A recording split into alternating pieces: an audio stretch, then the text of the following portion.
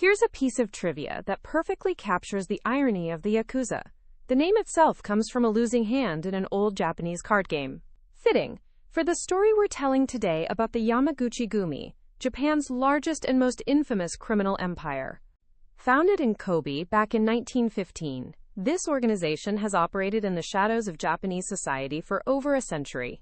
But today, it's not just in decline, it's facing total extinction. With only 3,300 active members left, it's a shadow of its former self, yet it still manages to pull in billions in annual revenue, earning its sanctions from the U.S. Treasury. This is the story of what happens when a powerful criminal tradition collides with the modern world. Let's dive into their origins. To truly understand the Yamaguchi-gumi, we need to go back about 400 years to Japan's Edo period. At the very bottom of the social ladder were the tekiya, who were street peddlers, and the bakuto, the gamblers. Both were societal outcasts. To survive, they developed a rigid social structure known as the oyabun-kobun hierarchy, which mirrors a father-child relationship built on absolute loyalty. Fast forward to 1915. A man named Harukichi Yamaguchi took this ancient structure and modernized it, founding the syndicate in the port city of Kobe. Under his successors, especially the legendary Kazuo Taoka, the organization transformed into Japan's largest and most powerful criminal enterprise. At its peak in 1963, the Yakuza commanded an astonishing 184,100 members and associates, deeply woven into the fabric of post-war Japanese society. But how exactly did an organization of outcasts become so powerful and wealthy? What separates the Yamaguchi-gumi from a common street gang is that they think and operate like a multinational corporation. Their annual revenue, estimated in the billions of dollars, comes from a highly diversified criminal portfolio. Of course, they engage in the traditional rackets you'd expect: extortion, running protection schemes, and loan sharking. But their operations go much deeper, including vast networks for illegal gambling and prostitution, as well as trafficking drugs and arms. Where they get truly sophisticated is in how they blend crime with capitalism. They own and operate legitimate businesses in real estate and construction, using them not just as fronts, but as revenue streams perfect for laundering money and rigging bids. They've even infiltrated the financial world through stock market manipulation, making them a true criminal conglomerate. We've seen how they make their money like a ruthless corporation, but what might surprise you is that the Yakuza operate with a stricter code of conduct than many legitimate companies.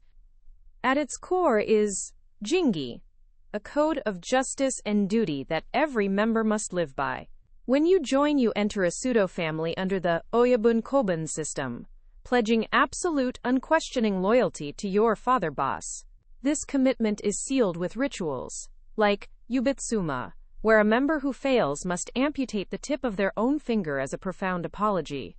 And then there are the iconic irizumi, the full-body tattoos hand-poked over years of agonizing sessions, representing a permanent, painful commitment to the Yakuza life. But here's the most fascinating paradox. Despite being criminals, they have a strict prohibition on ordinary street crime. They see themselves as Ninkyo Dantai, chivalrous organizations, and believe that things like mugging tourists are beneath them. Yet even this powerful, ironclad code couldn't stop their empire from crumbling. We've just explored the ironclad code that once bound the Yakuza together, but now we turn to the collapse of their empire. In 1963, at the peak of their power, the Yakuza had over 184,000 members across Japan. By 2024, that number has plummeted to just 3,300, a staggering 98% collapse in membership. But the raw numbers don't even tell the full story. The average age of a Yakuza member today is 54 years old. Think about that. More than half the membership is over 50, and a mere 5% are in their 20s. This isn't a thriving criminal enterprise anymore. It's a retirement home with tattoos. This is happening for a few key reasons. Stricter laws are choking their operations, their old revenue streams are drying up, and most importantly, young people simply don't want to join anymore. If you find this story as fascinating as I do, this is exactly the kind of deep dive we do every week on Business Undercurrent, so make sure to hit that subscribe button. So, the Yakuza empire is crumbling, but their story contains a paradox that challenges everything we think we know about organized crime. In 1995, when a devastating earthquake struck their home city of Kobe, the government response was slow and chaotic. It was the Yamaguchi-gumi who mobilized first, providing food, water, and organized relief to the victims, often more effectively than the authorities. They did it again after the 2011 tsunami, opening their offices to the public and sending truckloads of supplies to the disaster zones.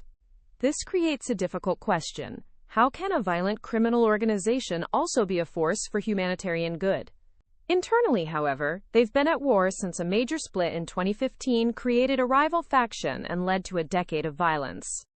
But in a stunning move this year, they announced a formal peace pledge, a calculated effort to end the conflict and escape heavy government restrictions. This leaves us with the question that haunts Japan. Can honor truly exist within a world of dishonor? If you found this fascinating, please like this video and subscribe to Business Undercurrent, where we explore the hidden economies that shape our world.